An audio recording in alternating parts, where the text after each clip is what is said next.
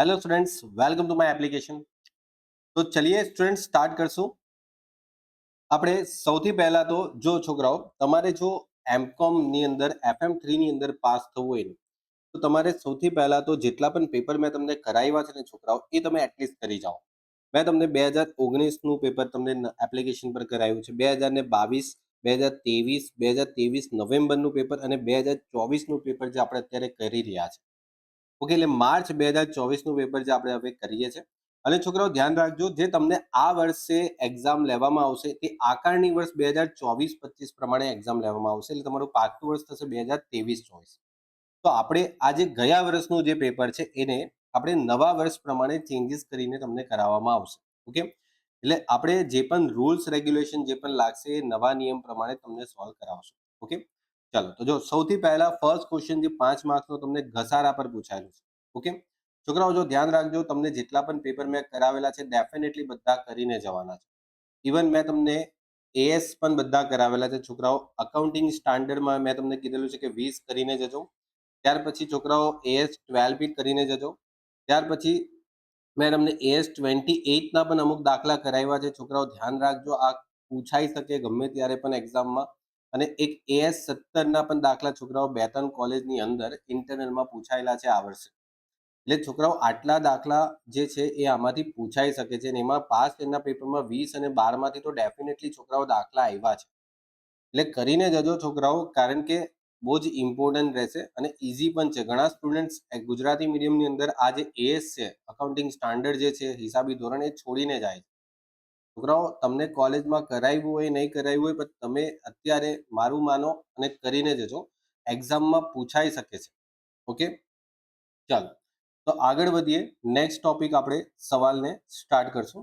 તમને દાખલામાં આપવામાં શું આવેલું છે કે આપણે 1 એપ્રિલ 2023 રોજ જે યંત્ર છે જેની ચોપડી કિંમત છે જે 67,50,000 હતી એ તારીખેની બાકી, અને પછી 1/6/2023 રોજ બીજું 22,50,000 નું નવું યંત્ર લીધું, અને આ યંત્રને ગોઠવણી ખર્ચ 50,000, ઓક્ટ્રોય 40,000, અને યંત્ર માટે તે તારીખે 10% દરે આપણે 40 લાખ રૂપિયાની બેંક લોન લીધેલી। હવે છોકરાઓ જો ધ્યાન આપો, 22,50,000 નું યંત્ર લીધું છે અને બેંક લોન 40 લાખની લીધી છે। ખરીદેલ યંત્ર જે છે તેનો ઉપયોગ આપણે 1/12/2023 ના રોજ કરવામાં આવ્યું છે, અને એક જૂનું યંત્ર જે છે જેની પડતર કિંમત છે 5 લાખ, એક જૂનું યંત્ર હતું જેની પડતર કિંમત ખાલી 5 લાખ રૂપિયા, બરાબર, એની પડતર કિંમત 5 હતી પણ એને રૂપિયા 5,40,000 માં વેચ્યું છે, અને ખરીદી માટે જે લોન લીધેલી હતી એ પૂરેપૂરી લોન 28/2/2024 ના રોજ પૂરી પણ કરી દીધી, એટલે પરત કરી દીધી। જે લોન લીધેલી બધી પાછી આપી દીધી। તમામ મિલકત પર ઘસારાનો દર 20% દરે ગણવાનો છે, અને આકારણી વર્ષ 2024-25 માટે તમારે મજરે મળવાપાત્ર ઘસારાની ગણતરી કરવાની છે। તેમજ લોનનું જે મહેસૂલી અને મૂડી બે પ્રકારનું વ્યાજ આવે લોન પર, એમાં મહેસૂલી વ્યાજ પણ શોધવાનું છે। મૂડી વ્યાજ તો આપણે શોધવું જ પડશે, કમ્પલસરી છે, બોલે કે નહીં બોલે, પણ આપણે મહેસૂલી વ્યાજ પણ શોધવું પડશે છોકરાઓ। ઓકે, ચાલો તો સૌથી પહેલા છોકરાઓ એક કામ કરશું, આપણું જે ફોર્મેટ છે એ ફોર્મેટ પ્રમાણે આપણે એની ગણતરી કરશું। પહેલા તો આપણે 1/4/2023 ની બાકી કેટલા રૂપિયાની શરૂઆતની બાકી છે? બોલે સર 67,50,000 રૂપિયાની તમારી શરૂઆતની બાકી છે। ત્યાર પછી તમે વર્ષ દરમિયાન જે પણ ખરીદી કરો છો, વર્ષ દરમિયાન જેટલી પણ તમે ખરીદી કરો, ઓકે, વર્ષ દરમિયાન ખરીદી જેટલી પણ તમે આખા વર્ષ દરમિયાન ખરીદી કરી હશે ને એ બધી ખરીદી તમારે અહીંયા ઉમેરવાની યંત્રની। તો એમાં જે યંત્ર ખરીદી કર્યું એ યંત્રની પડતર કિંમત કેટલી હતી? તો તમે જે યંત્ર ખરીદ્યું એ યંત્રની પડતર કિંમત હતી 22,50,000 રૂપિયા, રાઈટ છોકરાઓ? જો તમને અહીંયા મળી જ જશે, 22,50,000 રૂપિયાનું યંત્ર લીધું, અને એમાં છોકરાઓ ગોઠવણી ખર્ચ અને ઓક્ટ્રોયના 40,000 રૂપિયા 50,000 રૂપિયા ચૂકવા છે। તો ગોઠવણી ખર્ચ છોકરાઓ તમારે અહીંયા એડ કરવાનો રહેશે। પહેલો તો અહીંયા લખશું ગોઠવણી ખર્ચ, ઓકે, પછી ઓક્ટ્રોય, છોકરાઓ ઓક્ટ્રોયનો જે ખર્ચો છે એ પણ તમારે એડ કરવાનો। યંત્ર ગોઠવવા માટે જેટલો પણ ખર્ચો થાય, યંત્રને ખરીદી કરવા માટે જેટલો પણ ખર્ચો થશે એ બધો ખર્ચો તમારે શું કરવાનો છે? યંત્રની કિંમતમાં છોકરાઓ એડ કરી દેવાનો છે, ઓક્ટ્રોયનો ખર્ચો। ઓકે, ત્યાર પછી એક બીજી વસ્તુ છોકરાઓ, મૂડી વ્યાજ। હવે આ ક્યારે આવે છોકરાઓ એ ધ્યાન રાખજો। જ્યારે પણ તમે કોઈ યંત્ર લેવો અને યંત્ર લેવા માટે તમે લોન લીધેલી, તો જ્યાંથી યંત્ર લેવો છો, યંત્રની જ્યાંથી ખરીદી કરો છો, તો યંત્રની ખરીદીથી લઈને યંત્રનો ઉપયોગ કરો છો ને ત્યાં સુધીનું જે પણ વ્યાજ છે ને એ બધું મૂડી પ્રકારનું વ્યાજ થાય. જેમ કે જો યંત્રનો ઉપયોગ તમે કઈ તારીખે કરો છો, આ તારીખે ઉપયોગ કર્યો. યંત્ર લીધું કઈ તારીખે? 1/6/2023 ના રોજ લીધું. એટલે સમજો, વિચારો, 1/6/2023 ના રોજ તમે યંત્ર લીધું અને 1/12/2023 ના રોજ તમે આ યંત્રને શું કરો છો? ઉપયોગ કરો. તો આટલેથી લઈને આટલે સુધીનું જે પણ તમારું વ્યાજ થાય, આ કયું વ્યાજ થશે? મૂડી પ્રકારનું વ્યાજ થાય. બરાબર, કયું વ્યાજ થશે? મૂડી પ્રકારનું વ્યાજ થશે. એટલે અહીંયા લખી લઈશું મૂડી વ્યાજ. મૂડી વ્યાજ ના જે મૂડી પ્રકારનું જે વ્યાજ થશે ને એ મૂડી પ્રકારનું વ્યાજ યંત્રની કિંમતમાં છોકરાઓ ઉમેરાઈ જાય. અને શું કરવાનું? યંત્રની કિંમતમાં ઉમેરવાનું. અને પછી છોકરાઓ જે તમારું ત્યાર પછીનું વ્યાજ છે, ત્યાર પછીનું વ્યાજ એટલે આ તારીખ પછી જ્યાં સુધી તમે યંત્રની જે લોન છે એ ચાલુ રાખો છો, તો લોન જ્યારે પૂરી થશે ત્યાં તો પછી તમારી લોન પૂરી નહીં થાય તો વર્ષ પૂરું થઈ જશે. પરંતુ જો છોકરાઓ અહીંયા તમારી લોન પૂરી થઈ જાય છે 28/2/2024 ના રોજ, એટલે 28/2/24 ના રોજ તમારી લોન પૂરી થઈ જાય છે. લોન તમે બધી ભરપાઈ કરી દો. તો હવે જે આ વ્યાજ છે એને કહેવાશે મહેસૂલી વ્યાજ. અને મહેસૂલી વ્યાજ ક્યાં બતાવાશે ખબર છે? નફા નુકસાનમાં ઉધાર બાજુ. તમે મહેસૂલી વ્યાજ ક્યાં બતાવી શકો? નફા નુકસાનમાં ઉધાર બાજુ. એટલે તમે જે લોન લીધેલી છે ને એ લોન પર છોકરાઓ બે પ્રકારનો વ્યાજ લાગે અત્યારે. તો પહેલું વ્યાજ તમારું જે 40 લાખની લોન પર 10% લેખે કેટલા માસ થાય? મૂડી પ્રકારનું વ્યાજમાં કેટલા માસ થાય છે તમે ગણો. અહીંયાથી લઈને અહીંયા સુધી ગણો. કેટલા થાય છે? 6મો મહિનો, 7મો મહિનો, 8મો મહિનો, 9મો મહિનો, 10મો મહિનો અને 11મો મહિનો. બસ પછી 12મો મહિનો તો જસ્ટ સ્ટાર્ટ જ થાય છે. એટલે આ 6 માસનું જે તમે વ્યાજ ગણશો એટલે અહીંયા 6/12. આ જે 6/12 લેખે જે વ્યાજ આવશે કેટલું આવશે? 2 લાખ રૂપિયાનું. આ 2 લાખનું જે પણ તમારું વ્યાજ આવ્યું એ છોકરાઓ તમારે યંત્રની કિંમતમાં એડ કરવાનું. 22,50,000 પ્લસ 50,000 પ્લસ 40,000 પ્લસ 2 લાખ કેટલા આવશે?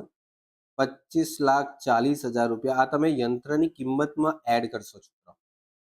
અને પછી તમારે 67,50,000 ની સાથે એને એડ કરશો એટલે છોકરાઓ કેટલા આવશે? 92,90,000 રૂપિયા તમારી પાસે ટોટલ યંત્ર થઈ ગયા. આટલા.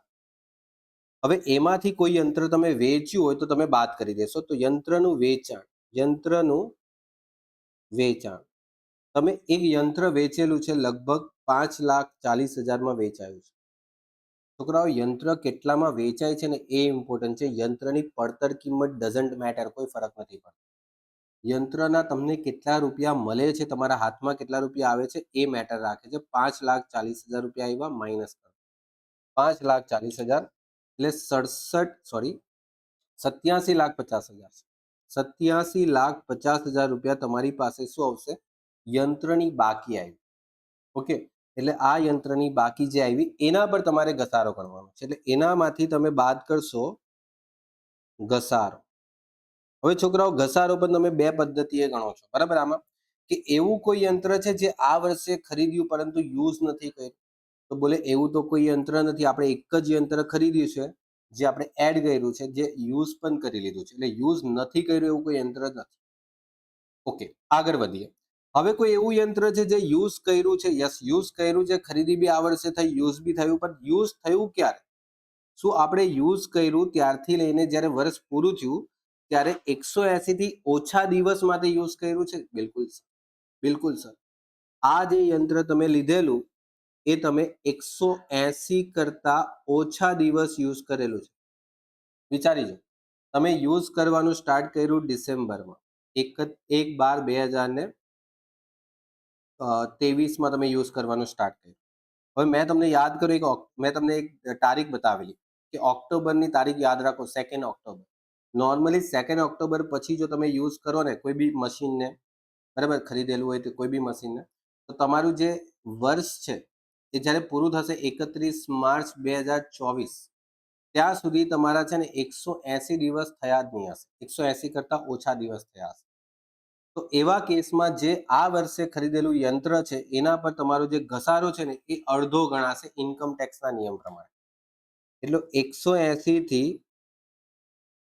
ઓછા દિવસમાં જે ઉપયોગ થયું હોય એ જે મશીન તમે આ વર્ષે લીધું એના પર જ ધ્યાન આપવાનું, બરાબર. જે આ વર્ષે લીધું એ જ મશીન પર, એટલે 20% દરે જે ઘસારો છે એના પર અડધો ઘસારો ગણાશે. કેટલો? અડધો ઘસારો, પૂરેપૂરો નહીં ગણાશે, અડધો જ ઘસારો ગણાશે. એટલે 25,40,000 પર 20% લેખે ઘસારો જે ગણાતો હતો એ અડધો થઈ જશે. કેટલો થઈ જશે? 2,54,000 જ ઘસારો આવશે તમારો, અડધો. એટલે તમારે જે 20% ઘસારો હતો એનો અડધો થઈ જશે. કેટલા ટકા? 10%. હવે જે બાકીના યંત્ર છે, બાકીના યંત્ર એટલે શું થયું કે આ 87,50,000 જે છે એમાંથી જે યંત્ર આપણે યુઝ કરી લીધું, આ વર્ષે ખરીદ્યું, આ વર્ષે યુઝ થઈ ગયું, પરંતુ 180 દિવસથી ઓછો યુઝ કર્યો એટલે એના પર અડધો ઘસારો ગણ્યો. તો જે બાકીના યંત્ર બચ્યા આમાંથી બાદ કર્યા પછી, એટલે 87,50,000 માંથી 25,40,000 જો બાદ કરી દો તો જે બાકીના યંત્ર બચે છે, કેટલા બચે છે? 62,10,000. આના પર 20% પૂરેપૂરો ઘસારો ગણાશે. એટલે કેટલા આવશે એમાં? 12,42,000. એટલે આખા વર્ષનો જે આપણો ઘસારો આવશે એ કેટલો આવશે? 14,96,000 જે તમને મજરે મળશે. એટલે તમે નફા નુકસાન ખાતામાં આ ઘસારો તમે ઉધાર કરશો ઇન્કમ ટેક્સના નિયમ પ્રમાણે. હવે તમે બાકી શોધી નાખો તો 14,96,000 જો તમે બાદ કરશો એટલે તમારી પાસે આવશે અહીંયા 72,54,000. આ થઈ ગયો તમારો જે આ વર્ષે ઘસારો માઇનસ કર્યા પછીની જે રકમ છે, એટલે કે ઘસારા બાદ કિંમત. ડન. આ થઈ ગયો તમારો ઘસારો. કેટલો ઘસારો તમને મજરે મળશે? તો આટલો ઘસારો તમને મજરે મળશે. નફા નુકસાન ખાતામાં તમે આટલો ઘસારો ઉધાર કરી શકો.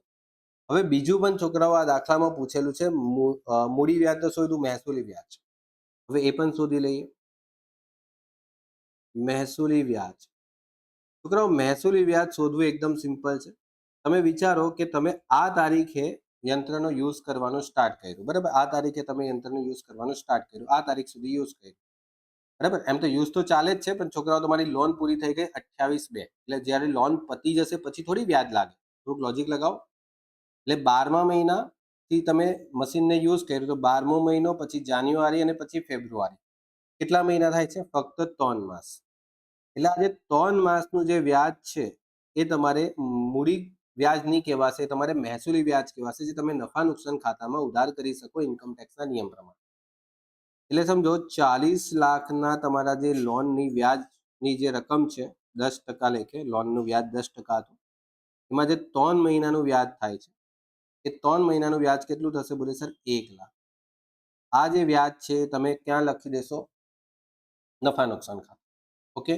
અને જે તમારું નફા નુકસાન ખાતામાં જે તમારે ઘસારો લખવાનો છે ઇન્કમ ટેક્સના નિયમ પ્રમાણે, કેટલો લખશો? 14,96,000. આ થઈ ગયો તમારો 5 માર્ક્સનો દાખલો.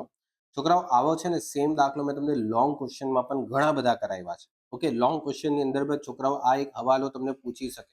આખો હવાલો એક લોંગ ક્વેશ્ચનની અંદર પણ મૂકી દે ને તો છોકરાઓ તમારો લોંગ ક્વેશ્ચન એકદમ વ્યવસ્થિત બની જાય. ઓકે. એટલે ધ્યાન રાખજો, આ ટાઈપનો ક્વેશ્ચન એક્ઝામમાં આવી શકે છે અને આવે પણ છે. ચાલો ત્યાર પછી છોકરાઓ આગળ વધીએ. નીચેની માહિતી પરથી આકારણી વર્ષ 2024-25 માટે તમારે કુલ આવકની ગણતરી કરવાની છે. ઓકે. છોકરાઓ કુલ આવકની જે ગણતરી કરવાની છે એ કુલ આવકની ગણતરીમાં તમે વિચારો કે સૌથી પહેલા તો તમારે શું લખવાનું છે? આકારણી વર્ષ 2024-25. પાછલું વર્ષ શું આવશે? 2025. એક સેકન્ડ, 24-25 તો 23-24 આવશે. ઓકે. પછી આપણે અહીંયા લખવાનું કુલ આવક દર્શાવતું પત્રક. ઓકે. તમારી પાસે અહીંયા વિગત છે, એમાં સૌથી પહેલા બોલો, સૌથી પહેલા શું આવશે? તો બોલે સૌથી પહેલા આવશે મકાન મિલકતની આવક. ઓકે. મકાન મિલકતની આવક છે, ત્યાં લખશું મકાન મિલકતની આવક. કેટલી આવક છે? બોલે સર મકાન મિલકતમાં આપણે 1 લાખ રૂપિયા આવક કમાઈએ છીએ. ઓકે. મકાન મિલકત એટલે સમજો છોકરાઓ ભાડે આપેલું હશે તમે મકાન, એમાં 1 લાખ રૂપિયા તમને કંઈક બધું મળીને કપાઈ મુકાઈને 1 લાખ રૂપિયા મળે છે. રમકડાના ધંધાની ખોટ છે. ઓકે. સત્તાના ધંધાનો નફો છે. ઓકે. ટૂંકા ગાળાના મૂડી ખોટ છે. ઓકે. લાંબા ગાળાની મૂડી ખોટ છે, સોરી નફો છે. અને છોકરાઓ બીજી એક બાબત ધ્યાન આપવાની છે. સત્તાકીય ધંધાની ખોટ છે જે તમે આગળ ખેંચેલી છે, એટલે 2017-18ના વર્ષમાં તમને કોઈ ખોટ ગઈ હશે તે તમે હવે આગળ ખેંચીને લાવો છો. રમકડાના ધંધાની ખોટ છે જે તમે આગળ ખેંચીને લાવો છો, 17-18ના વર્ષમાં ખોટ ગઈ હતી. ઓકે, ચાલો. તો હવે આપણે આગળ શું કરવાનું છે? તો આગળ આપણી પાસે એ છે કે ધંધા વ્યવસાયમાંથી તમને કેટલો નફો થાય છે. તો છોકરાઓ ધંધા વ્યવસાયમાં તમને નફો થાય છે, તો યસ બિલકુલ એક સત્તાકીય ધંધામાંથી નફો થાય છે. તો બીજી અહીંયા એન્ટ્રી કરશું કે ધંધા વ્યવસાય નો નફો. છોકરાઓ ધંધા વ્યવસાયનો જે નફો છે એ ધંધા વ્યવસાયના નફામાં તમારી પાસે છે સત્તાના ધંધાનો નફો. સત્તાના ધંધાનો નફો છે 1,50,000. ઓકે. હવે છોકરાઓ વિચારો, મેં તમને શું સમજાવેલું કે જો સત્તાના ધંધા સિવાયનો કોઈ ધંધો તમે કરતા હોય ને એમાં ખોટ જતી હશે ને, તો એ ખોટ તમે આમાંથી માંડી વાળી શકો છો. યસ, બિલકુલ માંડી વાળી શકો. ઓકે. સત્તાના ધંધામાં તમારી પાસે નફો છે અને બીજા કોઈ ધંધા એટલે સામાન્ય ધંધાની તમારી ખોટ છે, તો એ તમે માંડી વાળી શકો બિલકુલ. ત્યાં બાદ કરશું રમકડાના ધંધાની ખોટ. હવે એક બહુ જ ઇમ્પોર્ટન્ટ બાબત તમારે અહીંયા ધ્યાન આપવાની છે કે આપણે કયું પાછલું વર્ષ કરીએ છીએ. આપણે જો અહીંયા લખ્યું છે કે પાછલા વર્ષની અગાઉના વર્ષની આગળ ખેંચેલી નીચે મુજબની આવક છે. ઓકે ઓકે, પાછલા વર્ષ. હવે છોકરાઓ ધ્યાન આપો કે અહીંયા તમારી પાસે આ જે ખર્ચ, આ જે તમારું નુકસાન જે આગળ ખેંચેલું છે ને, કયા વર્ષનું છે? એ 17-18ના વર્ષ. તમને ખબર છે આ નુકસાન સત્તાના ધંધાનું છે, એટલે 4 વર્ષ સુધી જ આગળ ખેંચાય. એટલે સમજો કે 2018-19માં આગળ ખેંચાયું આ પહેલું વર્ષ, 2019-20માં આગળ ખેંચાયું બીજું વર્ષ, 2020-21માં આગળ ખેંચાયું ત્રીજું વર્ષ અને 2021-22માં આગળ ખેંચાયું ચોથું વર્ષ. હવે આપણું જે વર્ષ છે એ તો 23-24 છે. ઓકે. તો છોકરાઓ તમે વિચારી જો કે આ જે વર્ષ છે એ તમારું જોશો ને તો તમારા 4 વર્ષ સુધી આગળ ખેંચાય. 4 વર્ષ તો તમારા પટી ગયા છે. જો 4 વર્ષ તમારા પૂરા થઈ ગયા, એટલે હવે આ જે ખોટ જે છે તમારા સત્તાકીય ધંધાની, એને ભૂલી જાઓ. હવે આને આગળ ખેંચાશે પણ નહીં અને આ વર્ષે એને માંડી પણ નહીં વાળાય. પરંતુ રમકડાના ધંધાની જે ખોટ છે એ 17-18ની છે, એ ટોટલ 8 વર્ષ સુધી આગળ ખેંચાય, કારણ કે રમકડાનો ધંધો જે છે એ સામાન્ય ધંધો છે. એટલે તમે જો અહીંયા જોશો તો 2018-19, 19-20, 20-21, 21-22, 22-23, 23-24. ઓકે, આપણું વર્ષ 23-24 જ છે. તો જો 1, 2, 3, 4, 5, 6, હજુ આ છઠ્ઠું વર્ષ છે, હજુ 7, 8, હજુ બીજા 2 વર્ષ આગળ ખેંચી શકાય. એટલે સમજો તમે અહીંયા માંડી વાળી શકો છો. બીજા 2 વર્ષ હજુ આપણી પાસે છે, એટલે આ વર્ષે માંડી વાળી શકશો પૂરેપૂરા. એટલે આ બધા જે ખોટની રકમ છે તમે પૂરેપૂરી માંડી વાળી, હવે પતી ગયા ખોટ. એટલે લખશું રમકડાના ધંધાની આગળ ખેંચેલ ખોટ થઈ ગયું. આ તમારી ખોટ માંડી વાળી, કારણ કે તમારે 8 વર્ષ મળે છે આ ખોટ માંડી વાળવા. બરાબર, આ 4 વર્ષ જ માંડી વાળી શકાય, આ 8 વર્ષ માટે માંડી વાળી શકાય. એટલે આપણી પાસે ઘણો ટાઈમ છે જ. હવે આ બધું બાદ બાકી કર્યા પછી તમારી પાસે 1,50 માંથી 60 ગયા, 25 ગયા, એટલે તમારી પાસે ધંધા વ્યવસાયનો જે નફો છે એ 65,000 રૂપિયા બચ્યો. ડન. હવે લાંબા ગાળાની ખોટ છે અને ટૂંકા ગાળાનો નફો છે. તો ટૂંકા ગાળાના નફામાંથી લાંબા ગાળાની ખોટ બાદ થઈ શકે? છોકરાઓ વિચારી, મેં તમને શું શીખવાડેલું છે કે લાંબા ગાળાની ખોટ બાદ કરવી હોય ને તો છોકરાઓ લાંબા ગાળાનો શું જોઈએ? નફો જોઈએ. પણ લાંબા ગાળાની ખોટ છે જ નહીં, આપણી પાસે ટૂંકા ગાળાની ખોટ છે. ટૂંકા ગાળાની ખોટ લાંબા ગાળામાંથી પણ માઇનસ થઈ શકે. ઓકે, થઈ શકે. બરાબર. ટૂંકા ગાળાની ખોટની જે રકમ છે ટૂંકા ગાળાના નફામાંથી પણ બાદ થાય અને લાંબા ગાળાના નફામાંથી પણ બાદ થાય. પરંતુ જો લાંબા ગાળામાં ખોટ થઈ હતી તો લાંબા ગાળાની ખોટ ફક્ત લાંબા ગાળાના નફામાંથી જ બાદ થાય. આ મેં તમને સમજાવેલું છે, થિયરી તરીકે એક્સપ્લેન બી આપણે કરેલું છે. ઓકે, આનો આખો મેં તમને ચાર્ટ પણ સમજાવેલો છે. તો ચલો આપણે અહીંયા લખીએ ત્રીજા નંબર પર મૂડી નફો. મૂડી નફો લાંબા ગાળાની મૂડી નફાની રકમ. લાંબા ગાળાના મૂડી નફાની રકમ કેટલી છે? 55. ટૂંકા ગાળાની ખોટ, ઓકે, મૂડી ખોટ છે. એક સેકન્ડ પૂરું લખીએ.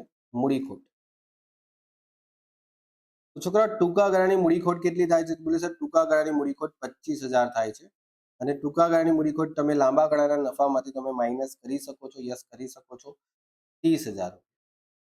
હવે તમે બધાનું જો ટોટલ કરશો ને તો 1,95,000 રૂપિયા તમારો ફાઇનલ આન્સર આવશે. છોકરાઓ ડન.